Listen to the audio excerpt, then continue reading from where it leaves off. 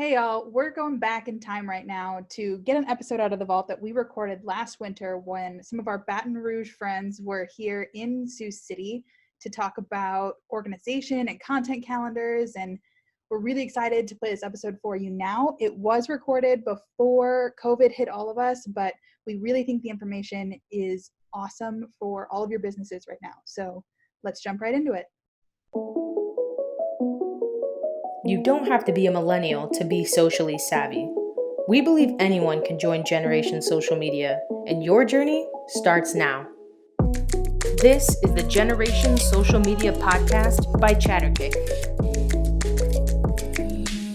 This is Bree Gorman, and I am here with our awesome Baton Rouge crew. They came all the way up here into the snowy tundra to spend a week with us, and we are going to talk today quite a bit about organization because they are organizational queens, but I will let them introduce themselves. Tiffany, you can go first. So I'm Tiffany Klein-Peter, originally from New Orleans.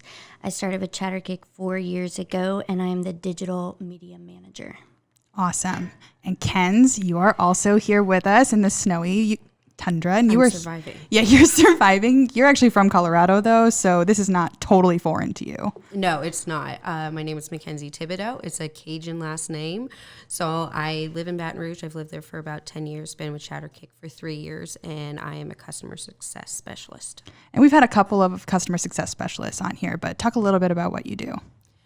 Well, really, we have a great support team. We have, obviously, all departments where we're working with creative and ad strategists, but the customer success specialist really wants to be that front person for communication. So I talk to all of our clients, convey their strategy, what's working, what's not working, send them their creative, everything.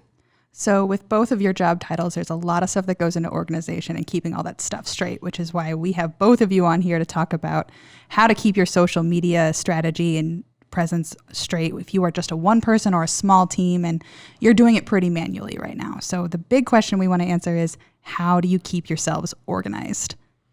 I think a big part, and most of the questions that I get are about when we first get a client, is about access. So just getting their team access, making sure you have the right access to Facebook pages or Twitter logins or Instagram logins. And a big question that I don't think a lot of people know is that you cannot create your own username and password for a business. It has to be based off of personal. And then you create a page that way, and then you're allowed to add people in your company or other members on your team to the Facebook page as admins. That shocks a lot of our clients right off the bat because they want to know what their username and password is, and that's not the case with Facebook. And then it changes so much when you go to Twitter or Instagram. You have to have usernames and passwords that are specific to that company page. So a place to organize those and keep them organized, but also make sure that it's secure. I know some people on our team use LastPass. We use Podio internally to make sure that all of our passwords are secure, but that other people can access them when they need to. And then, as always, if you change a password, you need to make sure that you let people know that the password has changed, and where those requests to new passwords emails go. You have to know what email that's going to go to. So backing that access up a little bit, first you said personal for Facebook pages, and you mean like, Bree Gorman, this is my Facebook page. Yep. This is the one I've had since I was 14, and now I have to use that to create a business page. Correct. Mm-hmm. Yes. So you go into your personal page where you see your timeline, where your grandma posts and your best friend posts, and you create a page that way. And that's how you make your business page. And then you can go and add Mackenzie as an admin and Bree as an admin. And how do you see, how can they see who's an admin? How do they remove admins and make sure the people who have the right levels of access? Because there are also different levels within that business manager that you've set up for different types of access. So they go straight into their settings on that business page, and there is a left-hand bar that says page roles, and that's where all of that lives. And you can have somebody be an advertiser, you can have them be a moderator or an editor, and then you can have all the way up to admin accesses, which then they can do anything on the page. So another thing that I talk to clients about is to make sure whoever has admin access, they trust. They know the ins and outs of what that access really means for that admin. And all that really goes back to security. That's why the different levels exist. That's why we're talking about not keeping things in a spreadsheet or on a piece of paper on your desk if it's a password, is to use some of these tools that are available to you, like LastPass, Podio, places where you can securely keep passwords and also share them with your team. Right. Absolutely. And a little bit different, Instagram. So what we like to recommend to clients is, unlike Facebook where you have to have a personal profile, with Instagram, we like to have a social email account just for that. That way, other people can access the account on your team. So it would be like a generalized client name, social@gmail or whatever you tend to use. But then that way, it's a lot easier with security. And then it's never tied to somebody's personal account. So where you have an issue and that person leaves your team, then you can always get back into it. And those verification emails will all be sent to one place. And you're not trying to hunt down who got the 6-digit code that you have to put in within an hour. That requires a lot of work if you don't know where it's going. And I know that Tiffany specifically is the Gmail organizational queen.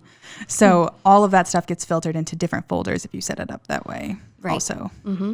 Yeah. So on top of all of that, after access, what's your second biggest thing for organization for a social media strategy?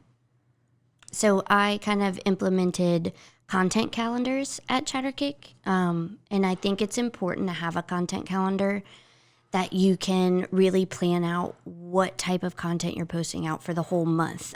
We do monthly content calendars. Some people can use quarterly content calendars if you just want to knock out 3 months at a time and have a focus per quarter. But where I got ours was, I think it was actually a HubSpot download, which went onto a Google Sheet. And it's just a calendar view, and it lets you add what posts you want to put on what day. And then I've actually adapted that a little bit, and we keep our budgeting spreadsheet right under that month. So you know how much money you're going to put in advertising for certain posts and what posts those days are going out and different things like that. And I know there's also things like downloadables, and then we use Sprout Social quite a bit at Chatterkick, and there's a month view within Sprout where you can also see all of the posts on the platforms and if you've got that spend on there. So it's really how you work best. Mm-hmm. But the main takeaway from this is you want to be able to see your content at a higher level than just remembering to post every day. Mm-hmm. Right.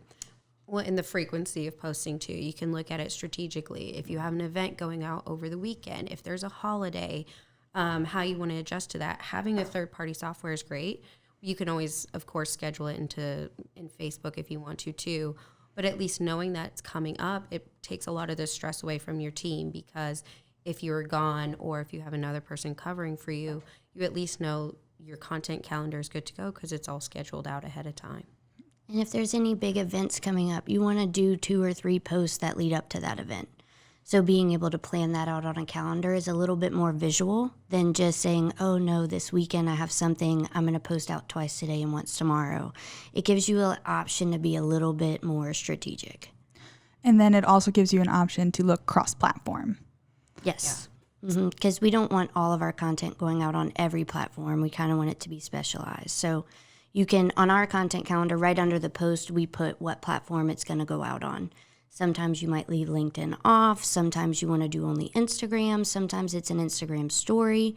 So you want to put under that post what the content is and where it's going.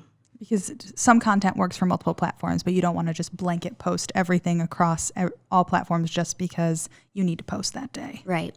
And it's hard to keep all that straight in certain instances, like what piece of content is supposed to go where. And what we really want to do is help the people and give advice to people who they're the only person or they're a small team. And so they are more than likely doing more than social at their job. And so you want to be able to give them an option to make it less stressful and less of that thing they have to remember at the end of every day before they can go home, and think about it more as that's already planned. Like take a couple hours, plan your social for the month, and then go about it. And that's a big thing, I think, is when you just sit down and fill out a content calendar for an hour for a whole month, it actually is going to take a lot less time to do it that way than if you were stopped for 10 minutes every day to think about if you should post and what you should post. So just taking that hour a month is going to be helpful. So we've got access, and then we've got looking at it from a month-long view instead of an everyday. So what's our third big organizational tip? I would say how you're going to fit social into your day-to-day. Whether that you're going to be looking at your content calendars, obviously, you're going to know what's going out, but taking that time to actually moderate and go through the messages that are coming in, that's a part of your social strategy, obviously, too, because you're having these posts go out, but you need to make time and organize that within your day to make sure you're responding to your people. And how would you recommend organizing all the comments that come in, all the messages that come in across the platforms? And then also moderation for us means answering all of those things, but also then we do outreach as well, which is where you go out and you are looking at other accounts that are similar to yours. You're commenting on other people's posts, or things like on Twitter, you're retweeting, stuff like that. How do you keep all of, because that's kind of the last step there. We've posted, you've got everything organized, you've got your access, and now you're involved in your community. So how do you keep all of that organized? I know how we keep it organized, but how would you recommend they keep it organized? I think it's important to have a plan and a cadence. So every day you start the same day, you start it the same way, and you do, like, I'm going to check Facebook and Twitter and kind of calendar blocking it. Like, that's my first 10 minutes that I'm going to try and do. And then maybe at lunchtime you check a different platform. I don't know. How do you organize it? I would say the same way.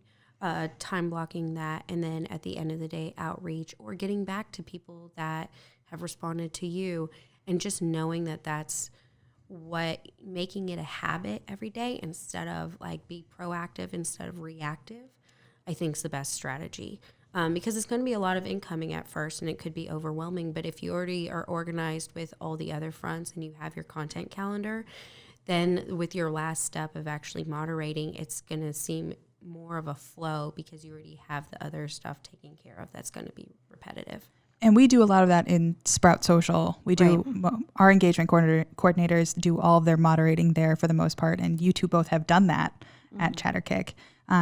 But if you don't have Sprout Social, your Facebook notifications come to your Facebook app because it's tied to your personal page, just like any other notification from your grandma. Right. So how do you keep it organized so you don't miss anything? You can check it off. Like, you can use the back end of Facebook to mark messages read, and that way you can view it as only unread messages that have come through. So if you check in at 8 a.m., and then you mark them and check them off, then when you come back in at 4, it will only be new messages for you. I was also thinking we use a tool, and it's not really a tool, but we like spreadsheets, of course. But keeping track of constant questions that you're answering, that way you can kind of have your answer planned and then just personalize it for that person that's asking it. But if you always get a question about pricing or about a service that you offer, like keeping a sheet that has those answers to it, that way you're not retyping that answer every time somebody asks. You definitely don't want it always to be the same exact answer. You want to make sure it's corresponds with exactly what the person's asking, but it helps you kind of get in that mindset a little bit quicker, shortening how much time you're spending on moderation. Awesome. So our big 3 takeaways here are access. Make sure that you know who has access to your pages and where all of your passwords are. Content calendars at a monthly view, and then keep an eye on moderation and don't let it overwhelm you. Right. Those are our big 3 for keeping your social strategy organized. Yep. That's it. See, this is why we bring you up from Louisiana. Aren't you so glad? Of course. Okay. So hopefully I didn't say y'all too many times. I'm not sure. We are now jumping forward to June 2020, where I've got Mackenzie and Tiffany back with us, but via video, because they are back in Baton Rouge, and it's a lot warmer outside than when we recorded that episode. We talked a lot about how they were frozen from the snow. But we kind of wanted to check back in on the content calendars and organization and the access points now that we're dealing with COVID and businesses have been dealing with it for a couple of months, and how you guys think that all of this applies and can be used right now. Yeah, so I think kind of the first thing that we saw happen as soon as COVID hit was a lot of our clients needed to know what was about to be posted and how we needed to change it to start talking about more relevant topics and things that were going on.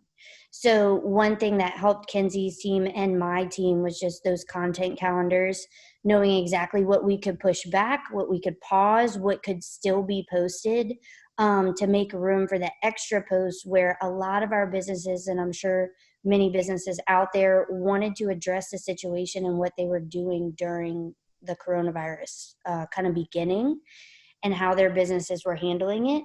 So we were able to easily adjust and be kind of agile for them as far as their content calendars and what was being pushed out.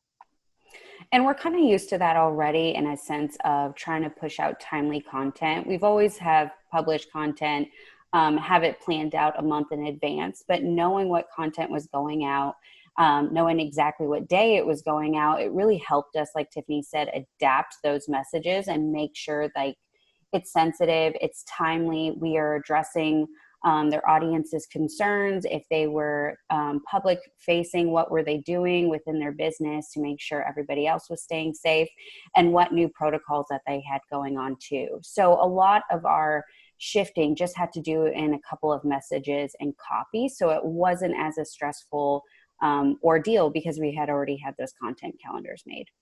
Yeah, and I know that a lot of us talked with different clients about their team changing or moving around and different access. And we talked a lot about that in the episode that we just listened to.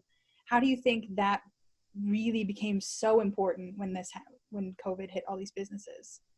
So I think because we try and start our clients off on kind of an organizational path of access, that gave us the ability to just go in and look and see every one of the employees that had access. Did they need to be removed, or did someone need to be added? At some point, some of our clients had to kind of shift access, and maybe it was going away from one member because they were going to be doing another role and another member was stepping in. So we had everything we needed laid out in front of us on different sheets that told us what access was currently there, so we could easily make a plan for how we were going to change it for the client.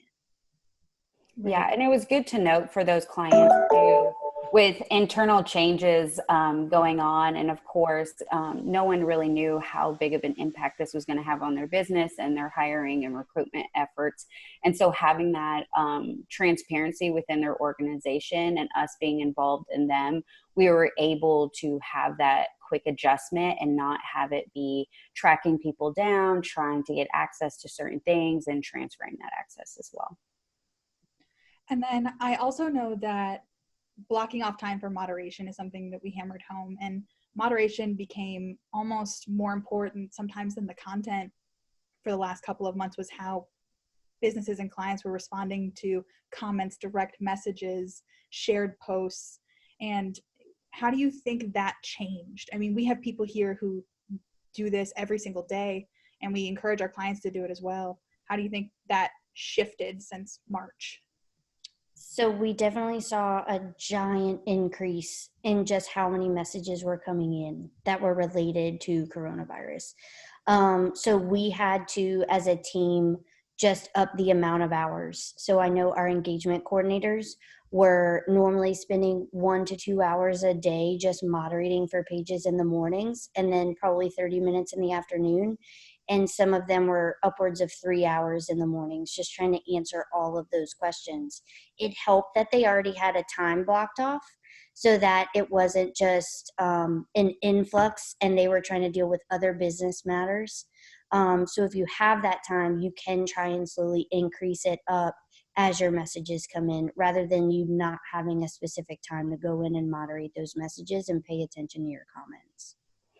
I think the time too was telling that social is 24/7. So it didn't matter if it was Monday through Friday, 8 to 5. I mean, things were happening all around the clock, and we really needed to stay on board for that for our clients and make sure that we were communicating accurately and with relative content and timely too, because people had questions and they wanted them answered by a real person. I think by having that time in your calendar, the adjustment for us, even working from home and making that adjustment from not being in an office, we already had that time blocked off. So it was a simple adjustment of just our location. But as far as our efforts going forward, like Tiffany said, it was more hours being put in. But that's what needs to happen sometimes when we're in this industry and when we're working with certain other companies, that we need to put in that extra time to make sure all those things are getting taken care of. Yeah, what I really saw and what you guys are saying here with these last couple questions is that all the best practices that we talked on this episode and a lot of our podcasts just got amplified. It wasn't much, not much changed, but we just saw things get more important and of higher priority as that went on. And while COVID's definitely not over, some of the businesses have adjusted and are leveling out. We're starting to see some of the content not be quite as on fire. Yeah, and it's serious. We have been talking to a lot of people recently that kind of want to just talk about moving forward in the future. I would say last month, it was all about looking at COVID and what was going on in a month prior, but now we're starting to see that shift to the future, and people want to know and have something to look forward to. Mm-hmm. Yeah. Well, I want to thank you guys both for jumping on and having to do second round of the same podcast, but it's been fun. And I know we have a free downloadable for that content calendar so that we can keep helping people stay organized and know what content to post and when and how to move that around. So check that out in the show notes, and we'll see you next time. That's it for this episode of Generation Social Media Podcast. If you had an aha moment or just a ha-ha moment, I would be so grateful if you leave a review with the moment you loved most. If you have a question you'd like us to answer on the next episode, fill out the form on generationsocialmediapodcast.com.